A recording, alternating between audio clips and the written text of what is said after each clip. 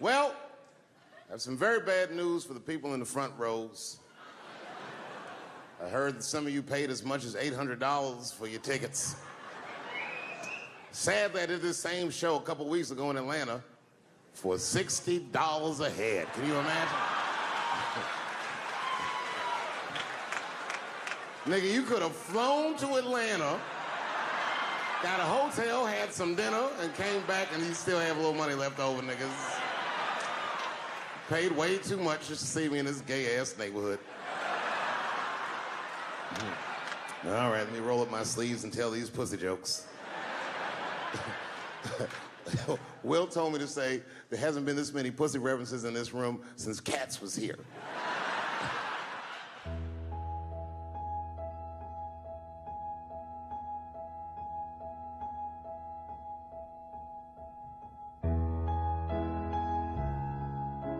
And when I think back at it, it's probably the only time in my life that I ever thought to myself, I should kill everybody at school.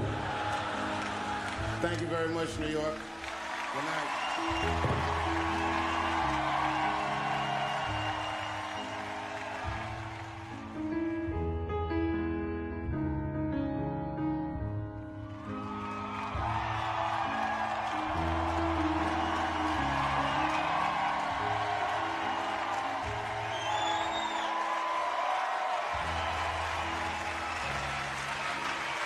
Thank you guys very much. Boy, I gotta tell you, man, I've been doing this set all week, and boy, I've been telling these jokes, and sometimes niggas look like they're in actual pain over the jokes. None of it's that bad to me, but I understand why it could hurt some people's feelings. So tonight,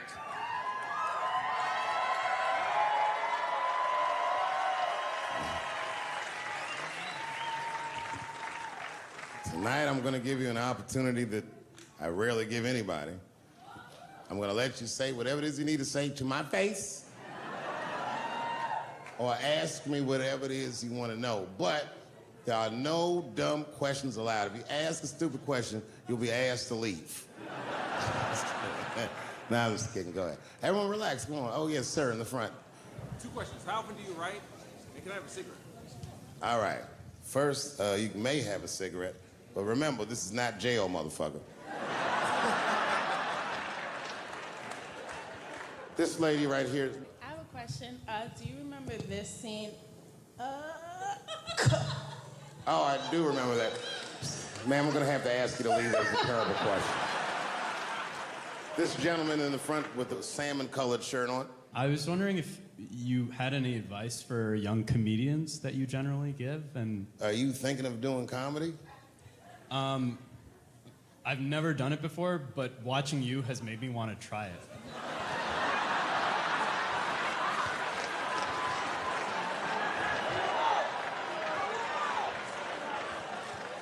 I don't know if that's an insult or not. It's a compliment. It's. I mean, niggas don't say I've never done brain surgery, but it looked a lot easier than I thought. I'm teasing. All right, here'll be my advice. Okay, I don't know how comedians start nowadays, right? But what I would suggest is just start. And once you start, you can't really stop, no matter what happens, no matter how bad it gets, no matter what people say. You know what I mean? Because comedy is weird like that. You know why I hate watching other comedians do comedy? Not because I hate other comedians, but because I love comedy so much. It's like watching somebody else fuck your girl. And I say, fuck her better than that. Yes, you on the aisle up there, the lady with the long... Yes, you, standing up, I see you. My favorite book of all time, The Narrative of the Life of Frederick Douglass.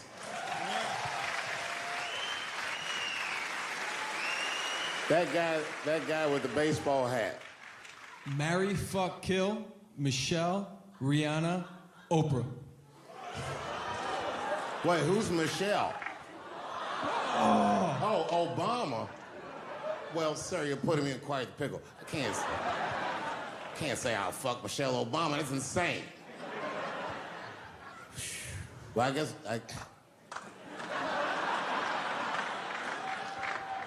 I mean, because I wouldn't kill any of those women. But I'd fuck all three of them.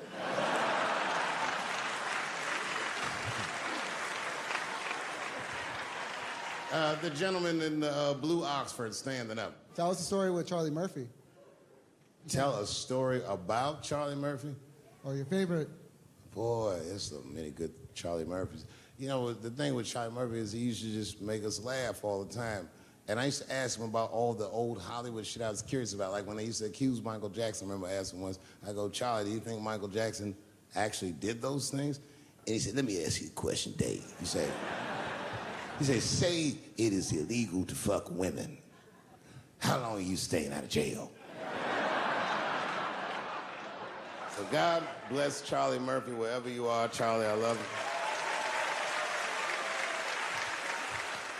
Who do you think is going to win the 2020 election? All right, I'm going to put a pin in this, but I'll tell you right now, fella, I don't know, but I think Trump has a better shot than a lot of people would like to think. I'm just saying, it all depends on how the left talks. The way we're talking is not going to win the fucking ball game. Donald Trump's over there on the right, grabbing handfuls of pussy. Joe Biden can't even smell hair over here. Fuck this side.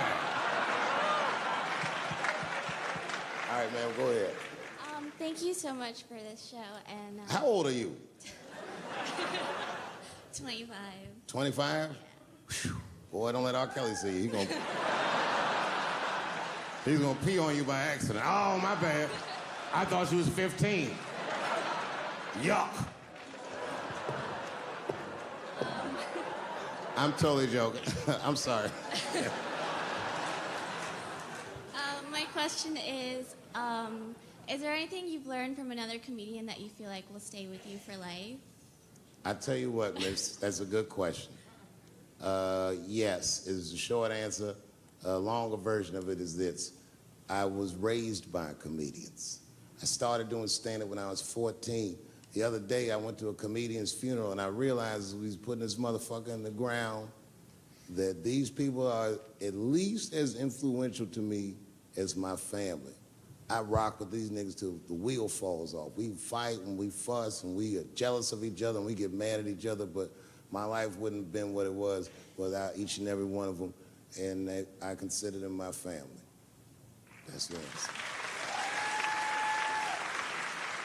My favorite club in America is a club in San Francisco called The Punchline. It's a very small room. It's a 200-seat room. And I was working out the material that was going to be the show tonight. I still hadn't figured out exactly how to say what I wanted to say, but I was doing pretty good.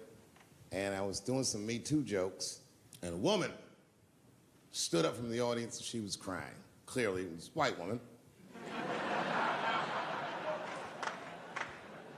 She says to me, you can't say that. It's a 200-seat room, it's a very small room. I'm like, what the fuck are you, like, miss, are you okay? What are you doing? She says, you can't say that. I said, yes, I can, it's my show. I'll say whatever the fuck I want. The crowd's like, ooh, like this. And then she gets up from the table and she starts making a big, like, show of just pushing through the aisles and all this stuff. And there's like a curtain right before the front door. And she gets to the curtain and she's crying. It's fucking crazy. She says, I'm sorry I was raped. It's a fucking comedy club. It's like loud farting getting out of an elevator. Nothing funny can happen in here. Now I'm trapped in a room with this woman's fucking stink.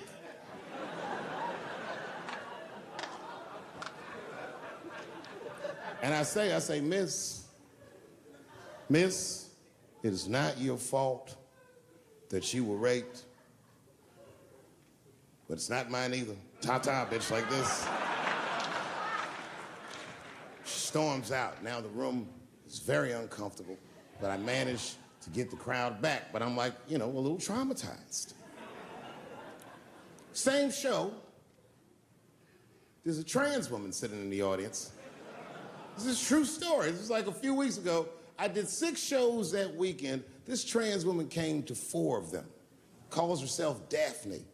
Man, this chick Daphne was in there cracking the fuck up at everything I said about everybody. It was amazing. She was laughing, and it was fun to watch her laugh. You could tell she was letting go with something that was heavy, and she'd throw her head back, and she'd smile with all her teeth. She was having a great time. And the more fun she had, I felt bad, because I knew I had some trans jokes to unload. And I thought to myself, maybe I shouldn't say these jokes because I don't want to, like, fuck her evening up. She's having so much fun. But then I thought to myself, well, if I can't say it in front of her, should I say this shit at all?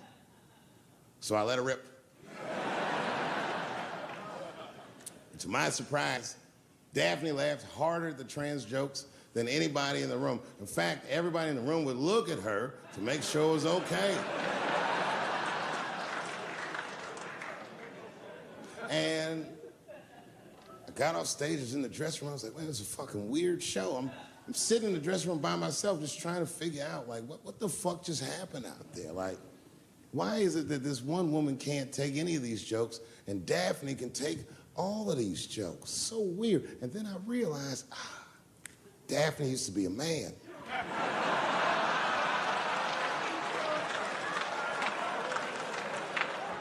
So now I go out of the dressing room and like you can see like all the staff was there like cleaning the club up, the audience had gone, and sitting at the bar by herself was Daphne. And she's like, hey, Dave, come join me for a drink. And I don't want her to think that I'm transphobic or nothing, so I'm like, fuck, I guess I could have at least a drink. And we get some tequila and we're sitting there. And she was fucking cool. Turns out that Daphne, she wants to be a comedian. She was asking me for advice, and I told her advice and all that shit. And then she says to me, she says, boy, you sure do get a bad rap for your trans jokes. I said, Daphne, thank you, but you don't have to say that. I hope I didn't offend you. She goes, no. She said, in fact, I read about you in the New York Times. I said, you did? She said, yeah. She said, I thought it was interesting that they blamed you for R. Kelly. They said you normalized him for telling jokes about him. I go, yeah, they said that. She goes, I wonder why they never said that you normalized transgenders by telling jokes about us. And I'd never thought about that. It never occurred to me. And we started making out. And then, like, I reached up just to see what it felt like. I was like, what? And it felt like pussy, did it? It was just like, go ahead, ask me a question. What the fuck you gonna do if Trump get reelected? What am I gonna do if Trump gets reelected? Probably get a significant tax break.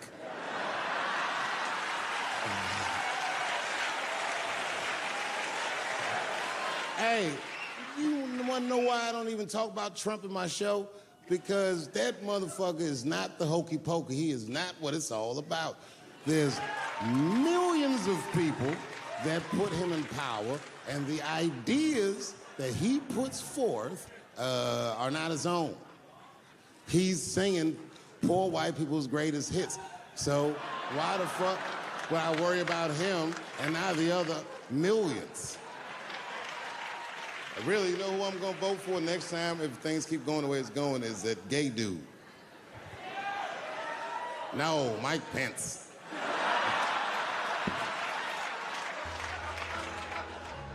Now, this is the same club, the Punchline. This is 15 years ago, and I had just gotten back from my infamous South Africa trip. And I came to the Punchline just to cheer myself up. It's a safe place where I could tell some jokes. And I find out that this comedian I know, Chris Tucker, who's in all those Rush Hour movies, I find out that Chris is in San Francisco too, at some charity event. So I call him, I'm like, yo, I just saw you at some charity event. I said, I'm doing a show at the Punchline. Why don't you come by the club after your event? He's like, cool, Dave. I thought you was dead, nigga. I'll come by. He says, is it okay if I bring some friends? Because, you know, I'm with a lot of people. I go, man, you Chris Tucker. You can bring whoever the fuck you want. And then I show up to the club late that night, and I walk into the dressing room, and sitting in the dressing room is Gavin Newsom, who at the time was the mayor of San Francisco, but now he's the governor of California. And sitting next to him was Kamala Harris, who at the time was the DA of San Francisco, Now she's the senator from California that's front running on the Democratic ticket. And sitting next to her was Al Gore. It's fucking weird. And sitting next to Al Gore was the guys from Google, Sergey, and I don't know how to say these. All right. And it was Chris Tucker and Ben Jealous, who at the time was the president of the NAACP, who was all just at this big charity dinner, and Paul Mooney was drinking scotch. And we all was just in there. And, you know, first I was a little uncomfortable when we started talking, and we all got along really well. At some point, Kamala Harris she says to me, she goes, you know, a friend of mine is announcing his candidacy for president tomorrow. I went to college with him. I'm like, what? I go, Barack Obama? She goes, you've heard of him? I'm like, yo, I just read about this dude. And she goes, yo, yeah, blah, blah, blah, we talking. She goes, you know what? She says, let's call him on the phone. I said, what the fuck? And she picks the phone up and she dials and she's listening like this. And she goes, this is voicemail. And she gives me the phone, she goes, leave him a message. You know, I didn't know what to say. I just said what you say to any black dude that's running for president. You know, stay low, running a zigzag pattern, this kind of shit.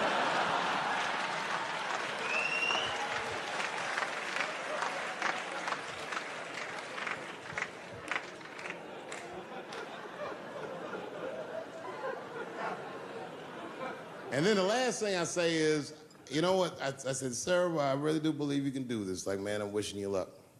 Now, next day I wake up and go for coffee at a place called the Embarcadero. It's like an eatery by the sea in San Francisco. And I'm walking to the coffee shop and there's a police line and I can't cross the tape. But then I figure, fuck it, I'm Dave Chappelle, so I go into the thing like this. And the police yoke me. These motherfuckers like tackle me immediately. And I see over the police's shoulder Gavin Newsom. I couldn't remember his name, but I remember the night before I had kept teasing him and saying he looked like Christian Bale, the guy from the Batman movies. So I see him and I can't remember the name, so I'm just like, Batman, help!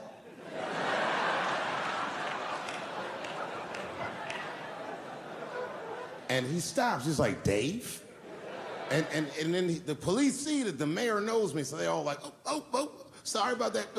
And he's like, hey, back up, everybody. And he just picks me up. He's like, I'm really sorry about that. I'm like, I'm fine, don't worry about it. And he's like, listen, I'm here with Prince. Would you like to meet him? I'm like, I know Prince. That's my nigga. And we go around the corner, and it was Prince Charles, the Prince of England. I didn't know the protocol of meeting royalty. You're not supposed to touch him. I dapped him up like a nigga. My nigga. Just hugging him and shit like this, dapping him up, like this. And that nigga was cool too. I was like, it's really fucking weird. And then I was just out there in the upside down, not having no TV show, trying to figure life out. And the election was going on in the background. And this guy, Barack Obama, was picking up steam. This motherfucker was killing it. And I had a chance to go to the last debate on the Democratic ticket, and I went. It's me and Chris Tucker sitting in Myrtle Beach, South Carolina. It's the last three candidates. It was Barack Obama, John Edwards, and Hillary Clinton. Now, Obama's a lot taller than Edwards and Clinton, and he had the center podium. And at one point, they're all on stage, and they start fussing, and Obama goes, look, none of us are perfect, like this. And his hands was like this, and there was light shining behind his head, and the other two candidates was looking up at the nigga, and I was sitting in the audience like, this nigga looks like Jesus.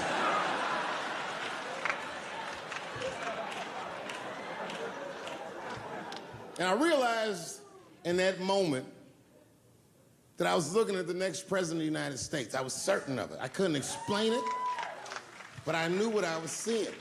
And I got really excited. And I'm not that kind of guy. I said, I gotta meet this motherfucker. So I stayed. They were all on stage doing interviews, and I just waited. I was waiting and waiting, and then John Edwards was done with his interviews first, because everybody knew he wasn't gonna win.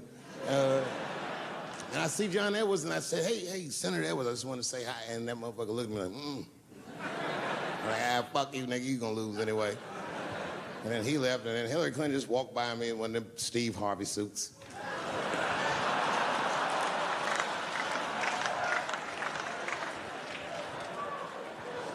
But Obama was taking forever. Everybody wanted to talk to him. When I knew the media saw exactly what I saw, there was no question about it. That was the guy. I waited and I waited, and finally, must have been over an hour and a half, he finishes his last interview. He's like, well, thank you very much. Good talking to you. And he turns around, and we make eye contact. He sees me, and when he sees me, he looks over, he goes, Dave Chappelle. And Obama did me the same way I did Prince Charles. He dapped me up. And he like bro hugged me and he pulled me in and I'll never forget this. He said in my ear, I got your message. Thank you very much, New York.